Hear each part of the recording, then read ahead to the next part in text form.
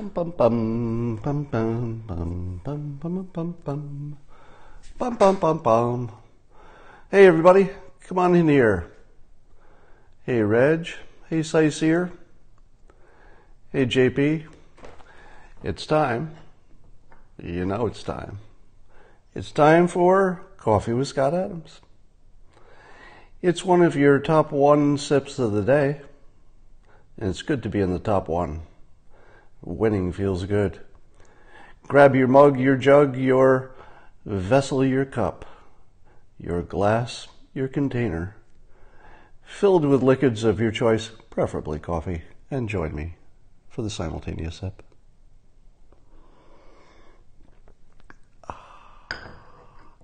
Well, we've got a few things to talk about today. If you were watching Fox and Friends this morning, you probably saw Bill Pulte on there talking about Blight Authority and how we have a new forum up. I've been working with Bill to put up a place where we can collect ideas for how to fix urban areas. Ideally, fix them and use some of the land that's been cleared by the Blight Authority. Nonprofit organization, Bill Pulte's head of that. I'm going to have him on Periscope live tomorrow. So we'll talk more about that tomorrow. But I wanted you to see the new website between now and then. If you have some ideas for what to do with the land that's been cleared in these urban areas that were blighted, this would be the time to make suggestions.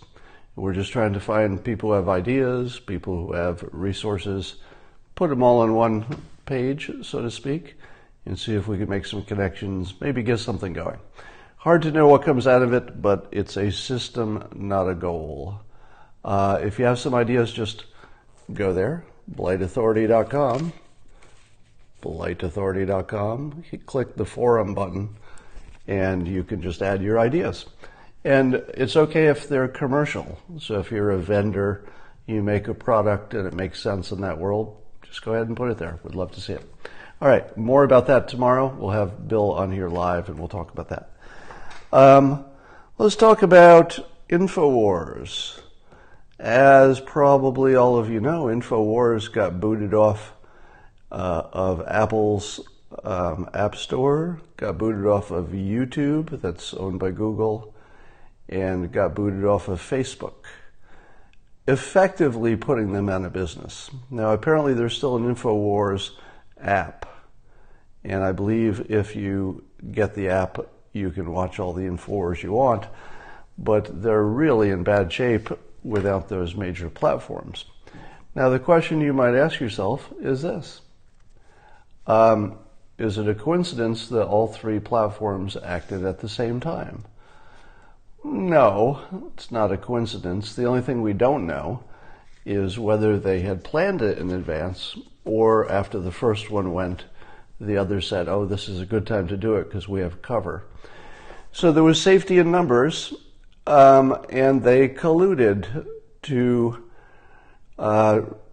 take away the right or the freedom of speech, if you will, for InfoWars. Now, I waited a while to comment on this. And the reason is I'm trying to use the 48-hour rule. If somebody says or does something that looks terrible, give them 48 hours to explain, because it might not look the way you think it looks. For example, could these three companies that dropped InfoWars, do they have reasons that I'm not aware of? Or do they have a good justification that if I saw it, I would say, oh, my first reaction was stop reducing, the platform for people you don't agree with. But then maybe I would look at their reason and I would say, oh, well, I didn't know they did this. That changes everything. But isn't that kind of missing in this story? Where's the part where the major platforms that took InfoWars off gave specific reasons and said this violated our terms or not? And here's what I'm starting to wonder, and here's the scariest part about this. Obviously the scariest part is they're coming for, Breitbart next and God knows what. So that's the scary part. But what do you think would be the rationalization for the big platforms, Apple, Google through YouTube, and Facebook? What do you think that they said internally for why they banned InfoWars and not someone else? Now, I'm sure that they said, it's about Pizzagate, it's about Sandy Hook, etc. But do they say to themselves, we must ban this because it's inaccurate? Or do they say we're going to ban it because it's intentionally inaccurate? Do you see the difference? Can you be kicked off of the internet because you were wrong about something? Suppose you were honestly wrong. If you were wrong, can you be kicked off the internet? Even if the wrongness is a terrible wrongness, but it's an honest wrongness. Could you be kicked off? Because that feels different to me than trying to whip up problems by making stuff up. And here's the question I put to you. Would the big platforms have banned InfoWars for simply being inaccurate, in their opinion? And lots of people's opinion, but do you think that's all they were thinking? Or does their justification require, wait for it,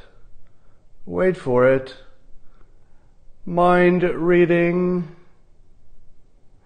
Is the justification for kicking InfoWars off their platforms that they believe, because they've read the minds of Alex Jones from the distance with their superpowers, that he means to do things that are provocative and dangerous, and he knows he's doing it, and that he's not trying to be accurate? I'm just putting the question out there.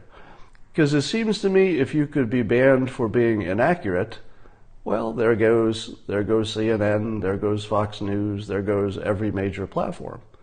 Because every major platform has had major inaccurate stories. Now, usually they correct them, and perhaps that's the standard. They don't always correct them. But maybe the big platform said, well, it's okay to be wrong, but once you learn you're wrong, maybe you should do something about it, take down your post, correct it, or something like that. But I haven't heard that. Have you heard that? I haven't heard any reason like that.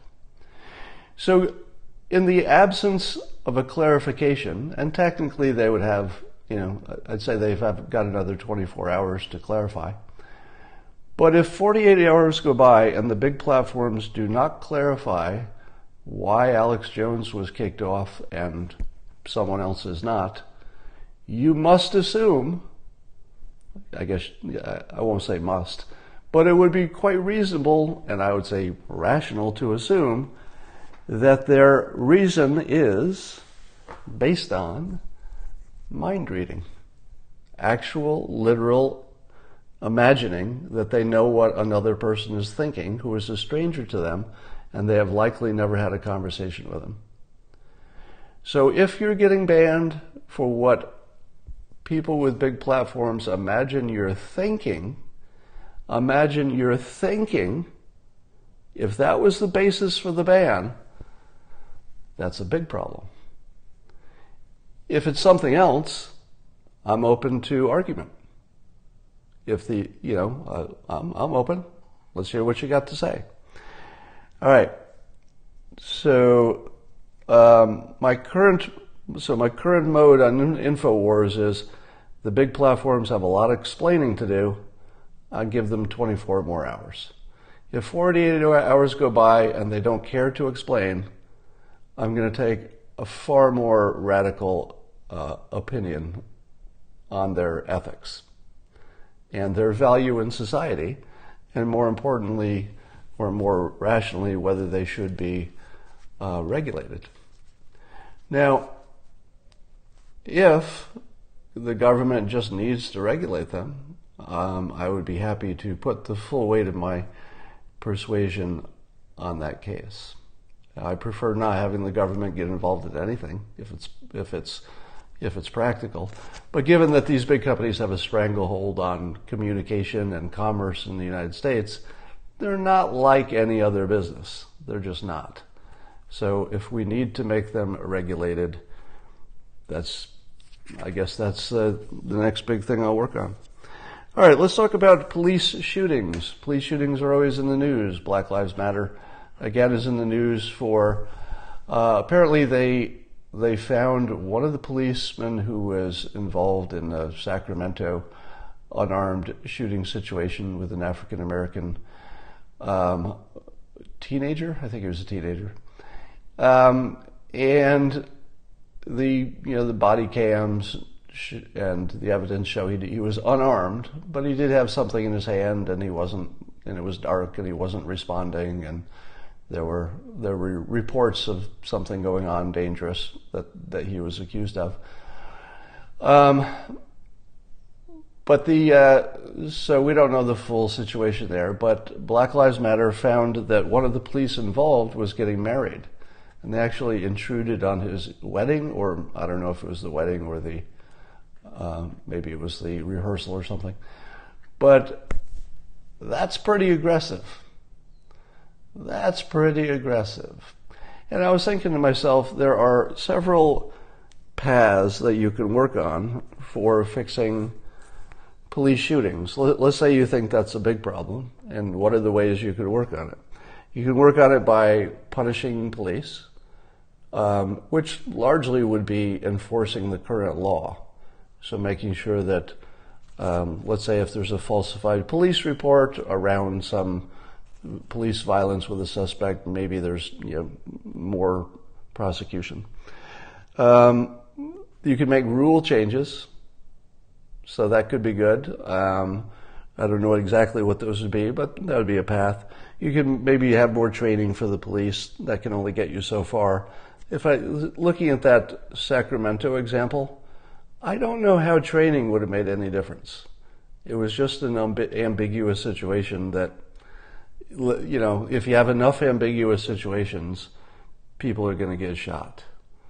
So what you don't see is all the times that nobody got shot.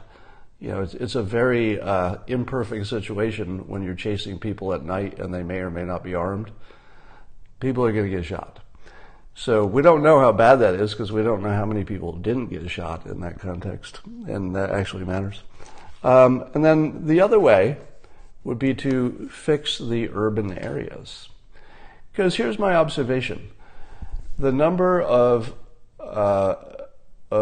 people being shot in my neighborhood by police, let's say, people who didn't have it coming, people who were not committing any violence at the moment of the shooting, is about zero, because I live in an upscale neighborhood. So economics is the biggest lever for reducing police shooting, because in a nice neighborhood, if the economics are good, you just have fewer people committing crimes, fewer reasons for the police to be involved in anything, fewer opportunities to make mistakes. So I would say that economics is probably the biggest lever to deal with any kind of police violence, etc. Still have to make sure you got your training right, make sure that you're prosecuting when you need to. But I'll tell you what is a complete waste of time. Here's what's a complete waste of time. 100% of everything Black Lives Matter is doing. Completely unproductive. You can completely agree with their feeling, their emotion, their position, their situation. You can have all the empathy you want, but it's also good to have a strategy that doesn't make things worse. And Black Lives Matter, kind of getting tough with police who are they're under the system now. The system is investigating these police officers. The system generally works, And the system will decide if this was just a tragic accident or something more sinister. Now, I watched the video. To me, it looks like an accident. Like there's no possible way, in my view, that these police officers didn't believe they were in danger. It just looks like they did. Could they have handled it better? Of course. That's what makes it a mistake. But I wasn't there, and it did not look like a clean situation. So when Black Lives Matter goes after a police officer for something that's still under investigation and is clearly ambiguous in terms of, would another person have made the same mistake or not in that same situation, that is so unproductive. Totally unproductive. Imagine that same effort going into, helping the urban areas so that there's just less crime and fewer police activities, etc. So that's my feeling on that. Somebody mentioned, did I see the video of Candace Owens and Charlie Kirk coming out of a restaurant, I believe. They were having breakfast, and they were surrounded by, I don't think the people who were protesting were necessarily Antifa. I didn't see anything indicating that, but it was people with, blue and red hair and bullhorns and no upper body strength, talking about the men. And they were getting loud and obnoxious. And, if you watch the video, and it's worth watching, the funniest thing about it is how unworried Candace was. You have to watch it just for that. All right. Now, I don't know how brave you are, but yeah, if you put me in a crowd of people who are yelling and very, very angry at me, like angry, so angry that violence is definitely an option, the odds of one of them getting violent or at least physical was very, very high, even with the police presence, right? We've seen lots of video where the police didn't stop the violence. They responded to it, but they can't stop it from happening. And watching Candace stand in the middle, walking right into the middle of it, and watching all these people, yelling at her, and just seeing her, just smile, it was pretty awesome. And Charlie Kirk, of course, was also, I would make the same comment about Charlie Kirk, but he's bigger than literally every person in the crowd. Whereas Candace is not. So it's sort of a different level of courage going on there. So that was fun to watch, the way she handled that. Let's talk about Q. Some people are still trying to solve my puzzle. If they do, they'll know the truth about Q. Nobody has quite solved it, but a few people, and I'm just blown away by the intelligence of people who follow this issue. So I want to be very clear, because I think somebody misunderstood what I said about the followers of Q. The followers of Q are probably, on average, way above average in intelligence. But intelligence doesn't help you. It doesn't protect you from confirmation bias, from cognitive dissonance. Those things are just unrelated. So you could have all the intelligence in the world, and you're still just as susceptible to persuasion. But you might think you're not. That could make it even worse. Somebody's asking for a simultaneous sip, and I will give it to you. Get ready for the second simultaneous sip.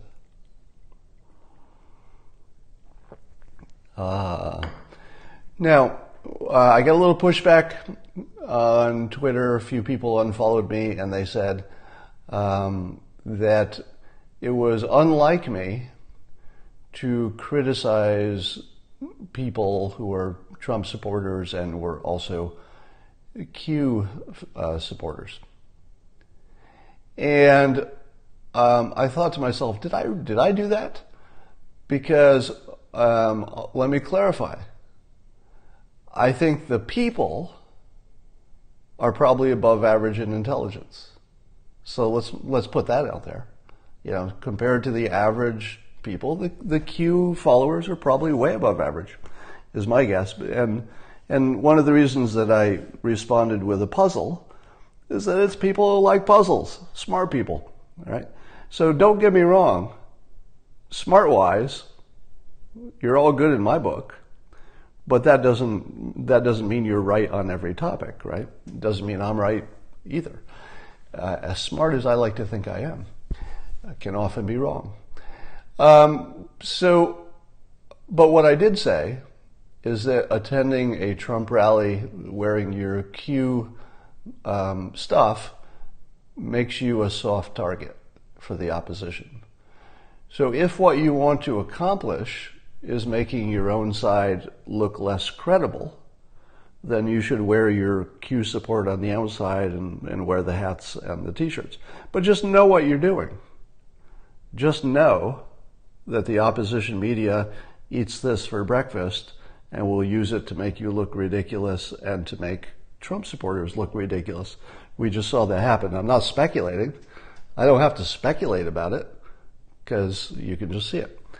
So it is not an insult to the people to suggest that there's a better way to manage the brand that they belong to. So don't take it personally. As far as people, you're awesome. Whether you're right is the question that you will know if you solve my puzzle. So I tweeted my puzzle yesterday. You can see it in my timeline. I asked the question yesterday after watching some video of Antifa with their masks and their hoods. They're dressing up like Nazis, or more like ISIS. The Antifa costumes, if you will, are pretty much just the ISIS outfits. And there might be, I'm no expert on the Middle East and Syria, but I'm thinking there are probably some extra ISIS outfits available now. So if you're in Antifa and you're looking to buy a new outfit for the next event, Syria has a whole bunch of them that they don't need them. They ordered them, but it turns out there weren't enough people to put in them anymore. Now you can get the new ones from Syria that ISIS made for themselves, but you can repurpose them. But you can get a much better deal on a used one. So if you want to get your Antifa costume used, Syria has a lot of those too. They might require a little laundering. A little bit of laundering might be necessary. You might have to sew up a bullet hole, something like that. There might be some stabby holes, but no big deal. If you're on a budget, and the Antifa people, I'm guessing, are mostly work for Starbucks if they have jobs, and they may need cheaper outfits. So I think Syria would be a good source for that. But what I asked about was, how can it be legal for them to wear their masks and demonstrate when they have a history of violence? The group has a well-demonstrated history of violence, and if a group with a history of violence shows up with masks and starts beating people in public, like seriously beating them to hospitalize them, I said to myself, wait a minute, how are they not considered domestic terrorists? And then some folks corrected me. As I said before, even smart people like me get things wrong. And here was one of them. And a few people sent me links to stories about Antifa. U.S. security agencies label the group domestic terrorists. But what's interesting is that the two stories that I got were both British publications. I don't know that there's an American publication who has this story. I haven't Googled it. That could be. But the two that people sent me were both British publications. And I had never heard this. Had any of you heard, or did you know? How many of you knew that Antifa was technically a domestic terrorist organization? So some of you actually knew it, some of you hadn't. I'm actually impressed that a lot of you had heard it. So it looks like maybe half, looking at your comments, half knew, half didn't. But that's a pretty big thing, right? In terms of facts, that's something we should all know. And then the other thing that occurs to me is, if a domestic terrorist organization shows up in masks, why are they not all arrested? And why is there no why is there no federal law against masked demonstrations once, and maybe you have to have a dividing line that, you can wear a mask unless you've been designated a domestic terrorist organization. I mean, there might be some ways you have to slice it so that Halloween is still legal. You don't want Halloween to be illegal or the Gay Pride Parade to be illegal if people are wearing masks. You don't want Mardi Gras to be illegal, right? So it shouldn't be illegal just to have a mask. It should have something to do with the context. But in this tough law world, why in the world is there no federal law that just says if you're wearing a mask and you're a terrorist organization, you're going to jail? That just seems like a gimme. That's a layup, isn't it? There must be some reason that we don't do it, but I don't know what it is. Whoever introduces such a bill will be my new hero. There are local ordinances about wearing masks, but because the Department of Homeland Security has designated this a cross-border national problem, it's not limited to a state. It's a federal thing because they cross borders, etc. And they're organized and they're a terrorist group. Under those conditions, I'm no expert. Get me Alan Dershowitz to comment on this so I know what I'm talking about. But it feels like the federal government could just pass a law and say you can't wear those. I mean, somebody said that there was a Klan law that the Klan can't wear their masks, but I don't know if that's local or that's federal as well. And the other thing is, I'm just wondering why you can't kill a terrorist. If ISIS showed up wearing their masks, and let's say hypothetically, you knew they were ISIS, and you knew that they came to a place to do some ISIS stuff, and they were actual terrorists, could you kill them? I don't know. What's the law on that? Do they have to actually be, actively engaged? Or is it good enough that they're a known terrorist they're in a terrorist place to do terrorist things? Would that be enough to kill them? I don't know. What's the law on that? It's probably not legal to kill people until you watch them do a crime. Now, isn't the most amazing thing about all of this that there has not yet been somebody on the right who unholstered? Can you believe the level of restraint that you're seeing from the Trump supporters? It's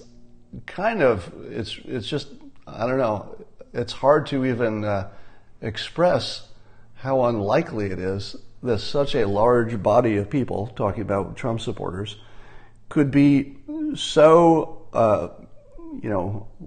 harassed and injured and attacked, and that this is the biggest group of gun owners in probably anywhere except, I don't know, maybe Afghanistan.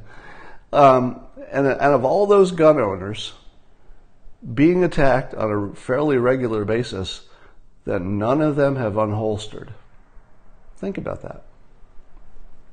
Nobody has gunned down an Antifa person with a firearm anyway. There have been scuffles, but nobody's used a firearm. And I think there's a lesson there. There's some kind of lesson about the legal owners of guns who are the least likely to use them. So I'm impressed by that. Somebody said that Antifa took credit for harassing Candace Owens. So I'll assume that you're right about that. Looks right. Now, yes, Republicans are pro-law, but they also have an opportunity to defend themselves. So depending on where they are, I suppose, they may or may not be able to carry, so that could be most of the question. All right, so those are my questions for the day. Why is Antifa not all arrested as domestic terrorists? Especially when you have a law and order president. What's up with that? I think that the police shootings, the best way to attack that is by making the urban areas better, making the economy better.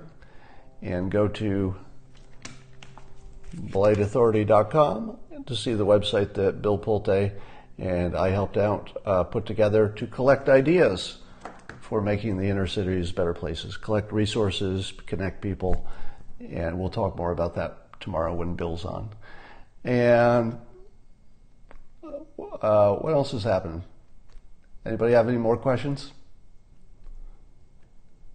Yeah, people are calling Candace Owens a Nazi and crazy stuff.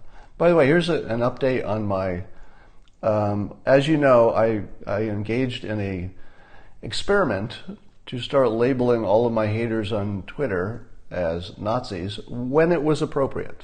Not just randomly, not just somebody who disagrees with what I'm saying, but when people come after me personally, and it's just a personal attack on social media, I brand them a Nazi and then I block them and I say that. And I don't know about your experience, but I would say the amount of hate that I have to consume every day on social media using this new method is probably down 90%. I've probably reduced the amount of hate that I get to see by 90%. And I also think, although I have no way to prove it, that if you come in and you show some hate and you think you're on the side of the angels, because the people who come in to hate against Trump supporters, they believe that they're sort of up here, that they're holy and moral and ethical, and the Trump supporters are down here, and that it's totally appropriate for them to come in and spew hate. But when you label a hater a Nazi and then block them immediately, what does that do to their psychology? I think it makes a difference. So everything I know about how people work tells me that it probably makes them think twice about what they just did. And almost nothing else would do that. If you just fight back and say, no, you're misinterpreting, they will just keep misinterpreting. If you say, well, have I made my point and clarify, they will just fail to hear your clarification. And they'll just hate you more. So there's nothing you can do engaging. I found that engaging was as close as you can get to a waste of time with the haters. I'm not talking about people who have a factual claim that's different from yours, people who don't like your idea. I'm not talking about that. I let all them have their say. So, all right, just looking at your comments.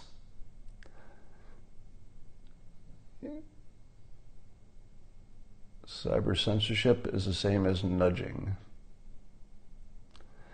Yeah, you reminded me of, I'm watching online the conversation about whether and by the way, the fact that the news has been covering the Don Jr. meeting from whenever the hell that was with the lawyer, it's a meeting that was supposed to be about something but wasn't. That's the worst claim they have against the president right now. So the worst thing that the biggest enemies of the president have is the claim that that the president's son went to a meeting that didn't turn out to be anything because they thought there was some information. And I'm watching CNN try to find a way to criticize this. And so what they've settled on is to say that, well, the president has changed his story. I guess originally he said, of course you go to that meeting, everybody gathers information. And then later there was some letter he wrote talking about how it was about adoption. And then more recently he's clarified again that anybody goes to a meeting, anybody would attend a meeting if it's about getting information. Now I sort of was hoping that my opinion on this was compatible with the law and the Constitution, but I don't really know because I'm not a lawyer. So I was waiting for Alan Dershowitz to weigh in on this question. And the thing that I believed to be true, but without the benefit of any legal knowledge whatsoever, I believed to be true that it could never be illegal to consume information, no matter the source, unless you're the one stealing it. If you're the one who stole the information, then it's the stealing that's the problem. But being exposed to information, no matter the source, other countries, etc., it seemed to me could never be illegal. Alan Dershowitz has clarified, I think last night or the night before, that constitutionally that I was correct. That although the critics of the president are making a case that information has value and you can never receive something of value, that was never intended to be about information, and that that the Constitution would be quite clear that would be an exception to the receiving value situation, because that standard just wouldn't work.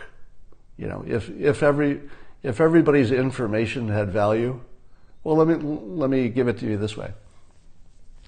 If there were a Supreme Court ruling that said information had value, then do you have to start paying taxes on it? If you go to a business meeting and somebody gives you some information, let's say you're an entrepreneur, you've got a startup, and you have a meeting with somebody to get some help, just some free information, and it's useful, good information. Do you have to claim that on your taxes? No, you don't. Because the Constitution doesn't say that's value in the way that physical things or services are. Yeah, there would be a tax on my Periscopes, right? So the strongest case that I'm seeing the enemies of Trump make are about a meeting that has nothing to do with anything and couldn't possibly be illegal. Under any scenario, it can't be illegal, and nothing happened anyway. So even under the hypothetical example that something would have happened, it still wouldn't be illegal. So it's 2 full levels away from being illegal. One, if it happened and there was real information about Hillary and it really came from Russians, still totally legal. But it didn't happen. So it's 2 full levels away from being illegal. That's as far as you can get from being illegal. So let me give you another example that would be like that. I know you love analogies. I just picked up my coffee cup and I'm not going to jail. Do you know why? It's not illegal. It's not illegal.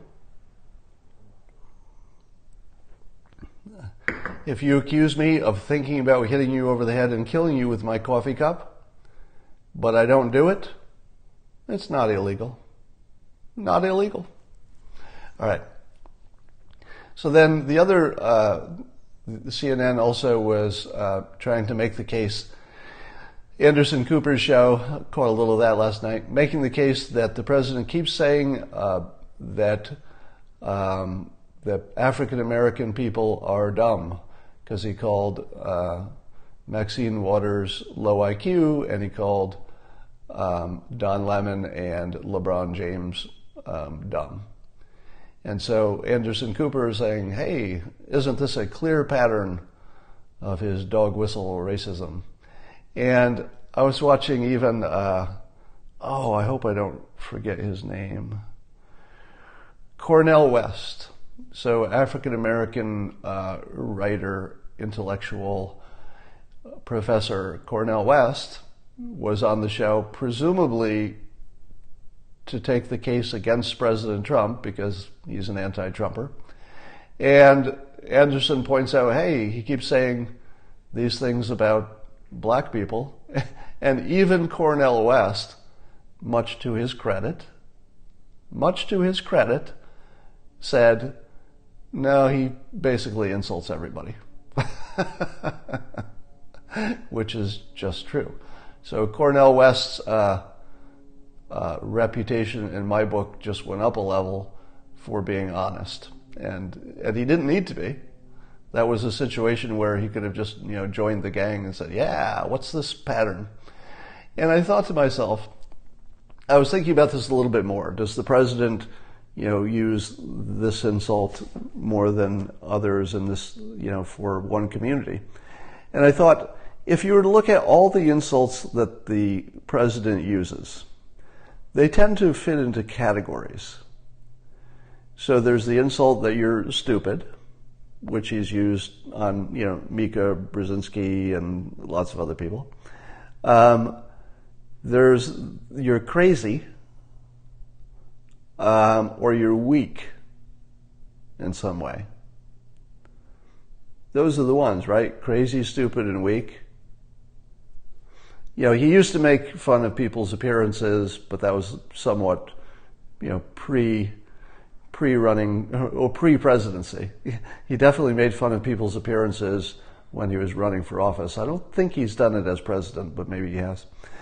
But if you think about it, his go-tos for all of his insults are you're crazy, you're stupid, or you're some version of weak, including low energy.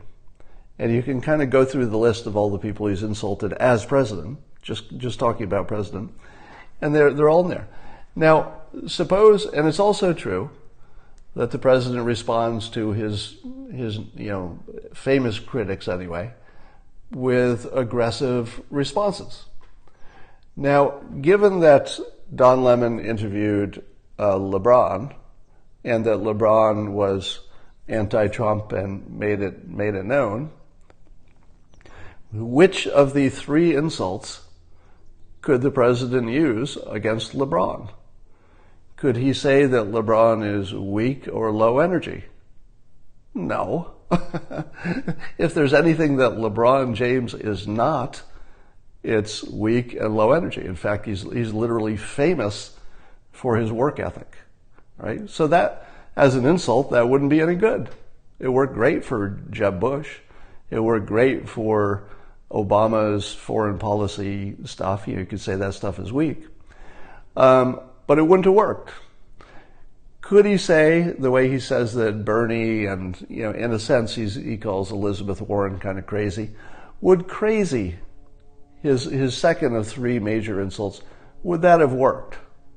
Well, LeBron, again, you could say whatever, you could criticize him on lots of things, I suppose, but he's not crazy. There's nothing about him that would suggest crazy. So that would be not a good attack. So all that's left is stupid. Would LeBron James fit the stupid label well enough in terms of making it a good insult? Well, I don't believe he went to college. Fact check me on this. I think that he jumped immediately from high school, right? Didn't he go from high school to the majors? Which doesn't make you stupid. I want to be as clear as possible. I'm just talking about if you're going to insult somebody and you want it to be a little sticky, you want it to be at least sort of in the ballpark of something that somebody's confirmation bias would support. LeBron, somebody just said poor verbal skills. Yes, so LeBron has poor grammar. So when he speaks in public, he misuses words fairly regularly. So that doesn't make him stupid either. That's could be just, the influences and he doesn't care and it just doesn't matter. So there's no reason to think that LeBron is stupid. Although I would say his decision to not engage with the president, if you're just looking at that decision, that looks a little stupid to me. But, lots of smart people do things that I don't think are good ideas. So that doesn't make LeBron stupid. But as an insult, stupid was the only one that had a chance. Because, people could say, oh yeah, he doesn't use the right words. He didn't go to college. He opposes even meeting with the president, which would obviously be more productive. Meeting with the president would be far more productive than insulting him. So that's just stupid. And then he was talking to Don Lemon, so the president got a twofer on that because he thinks Don Lemon is dumb. A lot of people a lot of people who are not fans of Don Lemon, mostly Trump supporters, would agree. Now, I'm not saying that's true. If you were to test Don Lemon's IQ, I'm sure it would be very high. You know, he's got a high-end job, very successful. His grammar is perfect. There's no reason to think he's dumb, but if you watch his show, it's so biased that you end up wondering, what the hell is wrong here? You know, does he believe what he's saying? So, although I'm not saying any of those people involved in this story are dumb, because I don't have evidence that would support that, as an insult, it was the only one available. So if you say to yourself, oh, he's always using the dumb insult on African American people, first of all, it doesn't pass the sniff test because he uses dumb against lots and lots of people of all types. And thirdly, secondly, he only uses 3 insults as president, and the other 2 didn't fit. That's it. That's the whole story.